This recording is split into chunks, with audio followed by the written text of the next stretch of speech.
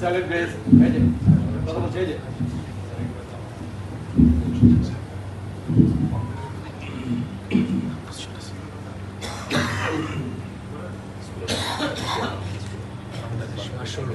Memorial school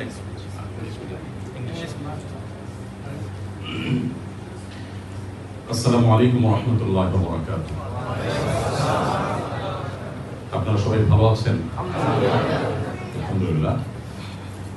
আল্লাহ তাআলার দরবারে লাখো কোটি শুকর আদায় করছি, কৃতজ্ঞতা জ্ঞাপন করছি যে আল্লাহ তাআলা আমাদেরকে প্রিয় স্বদেশ থেকে হাজার হাজার কিলোমিটার দূরে কাতারে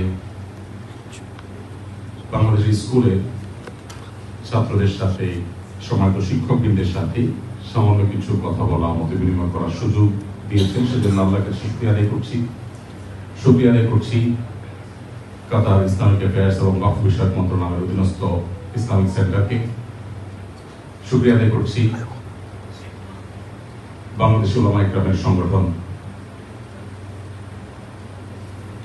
ইত্তেহাদুল মুসলিমিনকে শুকরিয়া বিশেষভাবে আদায় করছি স্কুল কর্তৃপক্ষকে আমাকে আমার ভবিষ্যৎ কর্ণধার বাংলাদেশে আমাদের আদরের শিক্ষার্থীবৃন্দ, স্নেহের শিক্ষার্থীবৃন্দ তাদের সামনে কিছু কথা বলার সুযোগ করে দেওয়ার জন্য।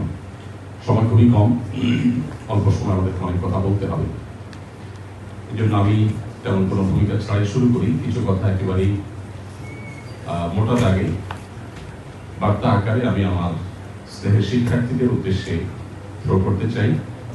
সেই সাথে স্কুল কর্তৃপক্ষ এবং সম্মানিত শিক্ষকবৃন্দ তাদের উদ্দেশ্য আমার একটি বার্তা থাকবে। আলহামদুলিল্লাহ, আপনারা জানেন আসন্না ফাউন্ডেশন বাংলাদেশে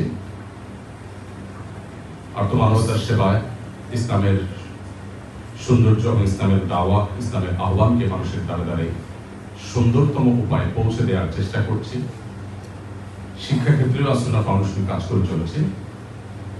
আজ বাংলাদেশে যে এসএসসি পরীক্ষা শুরু হয়েছে, আমাদের বিষয় আজকে এসএসসি পরীক্ষার সম্ভবত বাংলা প্রথম পত্রের প্রশ্নে আসন্না ফাউন্ডেশনের 2024 সালের ত্রাণ কার্যক্রম নিয়ে প্রশ্ন এসেছে আজকে পরীক্ষা। তো এটি আমাদের জন্য প্রেরণা, আলহামদুলিল্লাহ, এবং এটার জন্য প্রবাসী বাংলাদেশিদের বিশেষ অবদান আছে। স্পেশালি মিডল ইস্টের প্রবাসী বাংলাদেশি ভাইদের কথা স্মরণ করতে চাই, এর মধ্যে কাতারও আছে।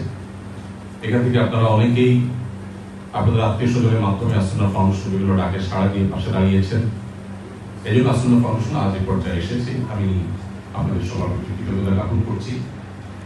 আমার স্নেহের শিক্ষার্থীবৃন্দ যারা আছে, তোমরা যারা আমার ছেলে, আমার ছোট ভাইয়ের মতো অনেকেই, তোমাদের উদ্দেশ্যে আমি বলতে চাই, আল্লাহ রাব্বুল আলামিন তোমাদেরকে একটি উন্নত দেশে, একটি ভালো জায়গায়, একটি চমৎকার পরিবেশে তোমাদের বেড়ে ওঠার সুযোগ দিয়েছেন, যেটা তোমাদের টিচারদের অনেকে পাননি, আমরা অনেকে পাইনি।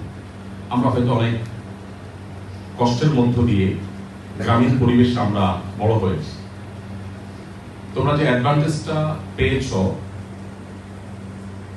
পৃথিবীর অন্যতম সুন্দর সুখী দেশগুলোর একটি কাতারের মতো জায়গায় তোমরা বড় হয়েছ, বেড়ে উঠেছ, জীবন অতিবাদ করছো, এটা তোমাদের জন্য অনেক বড় একটা সতর্ক থাকবার মতো একটা বিষয়।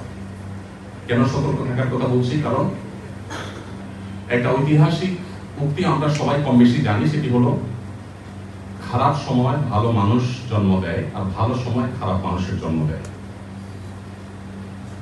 মানুষ যখন খুব ভালো অবস্থায় থাকে তখন তারা খুব বেশি চ্যালেঞ্জ ওভারকাম করতে হয় না তাদের।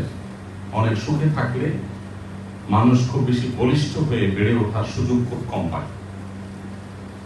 আমরা যারা গ্রামীণ পরিবেশে অনেক চ্যালেঞ্জের মধ্যে বড় হয়েছি, বেড়ে উঠেছি, আমাদেরকে অনেক কষ্ট, অনেক সাধনা, অনেক স্ট্রাগল করতে হয়েছে, যেটা তোমাদের অনেককে করতে হয়নি। এই জন্য এই সুসময়ে অনেকেই আল্লাহর প্রতি অকৃতজ্ঞ হয়ে যায়, অনেকে নিজের আত্মপরিচয় এবং গোড়া ভুলে যায়, অনেকে অহংকারী হয়ে ওঠে, অনেকে চ্যালেঞ্জ করার যে প্রয়োজন, চ্যালেঞ্জ গ্রহণ করার যে প্রয়োজন এবং চ্যালেঞ্জ ওভারকাম করার যে প্রয়োজন সেটাকে ভুলে যায়। আমি তোমাদের প্রতি উদাত্ত আহ্বান রাখতে চাই, তোমরা এটি সবসময় স্মরণ রাখবে যে আমরা সবাই অত্যন্ত কষ্টে বড় হওয়া ফ্যামিলির সন্তান, অলমোস্ট সবাই। হয়তো এক জেনারেশন বা দুই জেনারেশন আগেই আমাদের অতীত দেখলে দেখা যাবে যে আমরা অনেক কষ্ট করে বেড়ে উঠেছি, বড় হয়েছি। সো এখানকার আয়েশি জীবন বা আরামের জীবন আমাদেরকে যেন অহংকারী করে না তোলে। এই কথাটি এই জন্য বলছি, আমাদের তরুণরা আজ মোরালিটি লেস হয়ে তারা বড় হয়েছে, তাদের মধ্যে নীতি নৈতিকতার সে বালাই নেই, তাদের মধ্যে আছে শুধুমাত্র ভোগের উন্মাদনা। আমি আশা করব তোমরা সেই গড্ডালিকা বা সেই স্রোতে গা না ভাসিয়ে তোমরা নিজেদেরকে ইউনিক করার চেষ্টা করবে।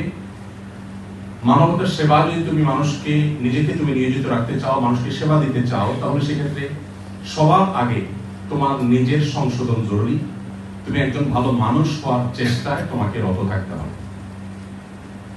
এই জন্য আমি তোমাদের প্রতি উদাত্ত আহ্বান রাখতে চাই, তোমরা একটি পৃথিবীর অন্যতম একটি মুসলিম প্রধান দেশে বসবাস করছো, যেখানকার এনভায়রনমেন্ট অনেকখানি তোমাদের জন্য অনুকূল, এবং সেই সাথে আমাদের শ্রদ্ধেয় শিক্ষক বৃন্দ, স্কুল কর্তৃপক্ষ যারা আছেন তাদেরকে আমি অ্যাকোমোডেট করে বলতে চাই, কাতার এমন একটি দেশ যে পৃথিবীর মানচিত্রে একমাত্র দেশ যে দেশে বাংলাদেশ থেকে বাছাই করে, ফিল্টার করে প্রমিনেন্ট হাফেজ, কারি এবং আলেমদেরকে এদেশের সরকার মসজিদ মাদ্রাসাগুলোতে এবং ইসলামিক সেন্টারগুলোতে বাংলা ভাষাভাষীদের মাঝে সেবা দেওয়ার জন্য, মসজিদে খেদমতের জন্য সুযোগ করে দিয়েছেন।